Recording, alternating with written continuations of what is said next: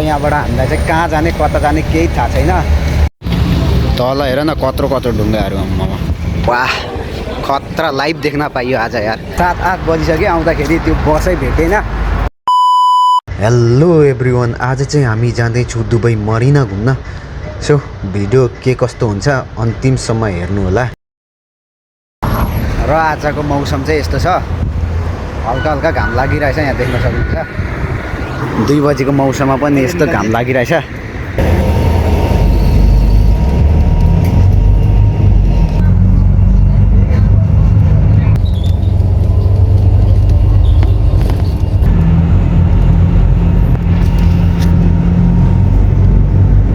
$2,000 years later. र finally हामी चाहिँ आइपुग्यो मरिना भ्यूमा। देख्न सक्नुहुन्छ वरिपरिको दृश्य। र यहाँबाट हामीलाई चाहिँ कहाँ जाने कता जाने केही थाहा छैन। सी साइड जानु आँटेको छौँ। म्याप हेरेर अब गन्तव्यमा पुगिन्छ कि पुगिँदैन देख्न सक्नुहुन्छ। छिटो आऊ है, कता जाने केही थाहा छैन। लोकेसन हेरेर टक्क अब सी साइड भयो भने पुग्यो भने गइन्छ। र हामी चाहिँ समुद्रको छेउ आइपुग्न आँट्यौँ। यता अगाडि टक्क देख्न सक्नुहुन्छ, त्यो देखिसक्यो। अगाडि गइँदैछ, यहाँ अगाडि देख्न सक्नुहुन्छ स्यान्टाको टोपी पनि रहेछ। मजा गइँदैछ मजासँगले। साथी यता हिँडिरहेछ अगाडि र म चाहिँ पछाडि हिँडिरहेछु। कस्तो लागिरहेको भरे भरे जाने ठाउँै छैन त, जाने ठाउँै छैन त, जाने ठाउँै छैन त, भित्र कहाँबाट जाने, यता रहेछ ठाउँ। र फाइनली हामी चाहिँ आइसक्यौँ। धेरै एक्साइटेड होला है। टक्क अगाडि देख्न सक्नुहुन्छ भ्यू आइपुग्यो। वाह खतरा लाइभ देख्न पाइयो आज यार। देख्न सक्नुहुन्छ आइपुग्यो। वरिपरिको दृश्यहरू देख्न सक्नुहुन्छ। यता समुद्र साइड मरिना साइड आइपुग्यो। केटो यता हिँडिरहेछ।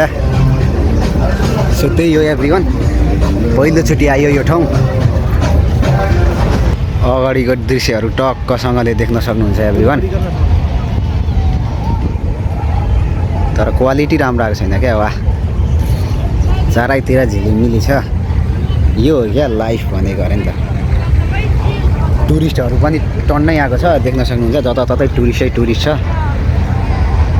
जोस् खतरा छ भ्यू। र हामी चाहिँ यहाँ समुद्रको नजिक आइसकिसक्यौँ।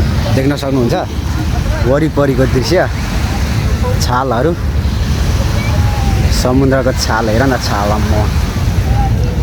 र यहाँ आएपछि चाहिँ माछा पनि गनाउँदो रहेछ है। समुद्रको छेउमा आयो नि त, देख्न सक्नुहुन्छ वरिपरि यस्तो छ दृश्य।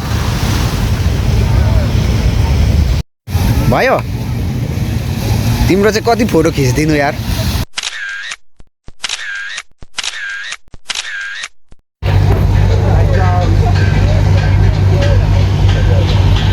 र हामी चाहिँ खतरा भ्यू देखिने ठाउँमा जाँदैछौँ। देख्न सक्नुहुन्छ यता यस्तो छ। र यतानिर चाहिँ यस्तो होटेल छ साइडमा। र यता चाहिँ पुरै समुद्र। गरे यार दुबईले यस्तो समुद्र देख्न सक्नुहुन्छ। आज चाहिँ नयाँ ठाउँ आएर बोल्न पनि अलिक अक्मकै रहेछ क्या। भिडियो नबनाएको पनि धेरै दिन भयो, भिडियो नआएको पनि धेरै दिन भयो नि त। र हल्का बोल्न पनि अक्मकै रहेको छु। देख्न सक्नुहुन्छ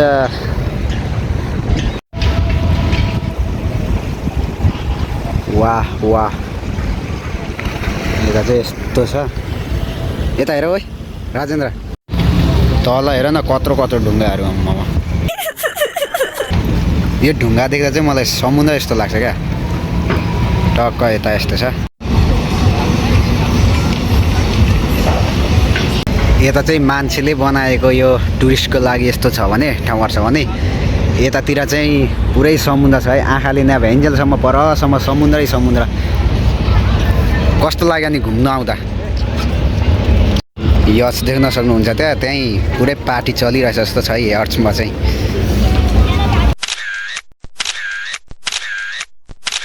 र हामी चाहिँ यहाँबाट फर्किसक्यौँ। रात कति 5 बजिसक्यो। भयो भने उताको मरिनाको नाइट भ्यू पनि हेर्ने कोसिस गर्छौँ एभ्रिवान। टक्क यहाँबाट फर्किँदैछौँ है, रात पर्न आँटिसक्यो। र हामी चाहिँ मरिना पनि आइपुग्यो यहाँ देख्न सक्नुहुन्छ र हल्का फोटोसोटो खिचिन्छ र थोरै घुमिन्छ त्यसपछि लागिन्छ रुमतिर त्यही हो यता अगाडि टक्क मरिनाको भ्यू देख्न सक्नुहुन्छ थोरै रात परेपछि थोरै रातिसम्म पर्खिने भनेर पर्खेर चाहिँ यहाँ फोटो खिच्न हालिरहेको छौँ हामीले त्यो अलिक राति भ्यू राम्रो आउँछ र फोटो खिच्ने हो सो त्यही हो एभ्रिवान राति फोटो खिच्छौँ हामी अलिक रात परेपछि नाइटमा किनकि भ्यू चाहिँ राम्रो आउँछ भन्छ नि त यहाँ हामी चाहिँ मरिना पनि आइपुग्यो र धेरै घुम्यो पनि निकै रात पनि परिसक्यो यता देख्न सक्नुहुन्छ यचहरू जहाँ चाहिँ जहाज अगाडि देख्न सक्नुहुन्छ र यो भिडियो चाहिँ मेरो 2025को लास्ट भिडियो हुन्छ होला सायद अब 2026 लाग्दैछ नि त 2025को यही लास्ट भिडियो हुन्छ होला एडभान्समै भए पनि सबैलाई ह्याप्पी न्यू इयर भन्दै लागिँदैछ हामी रुमतिर जानुपर्ने हुन्छ अब निकै रात परिसक्यो अब जाने होइन सरासर जानुपर्छ नि रुमतिर तिमी फेरि कहीँ घुम्दै के गर्ने भने हो कि होइन सो त्यही हो एभ्रिवान अब रुमतिर लागिन्छ धेरै घुमियो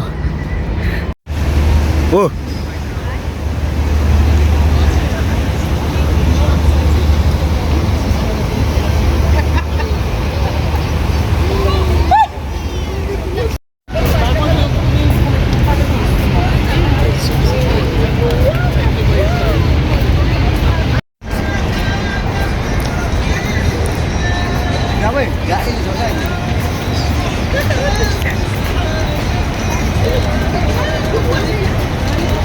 यो मरिनामा हामी हिँडेको चाहिँ कति 15-20 मिनट भइसक्यो होला ऊ तलबाट 20 मिनटसम्म भयो हिँड्ने होला अझैसम्म टुङ्गिने नामै लिँदैन यहाँ हिँड्दा हिँड्दा खुट्टा गलिसक्यो हिँड्दा खुट्टा गलिसक्यो त टुङ्गिँदैन तपाईँ अझै कति माथिसम्म होला देख्न सक्नुहुन्छ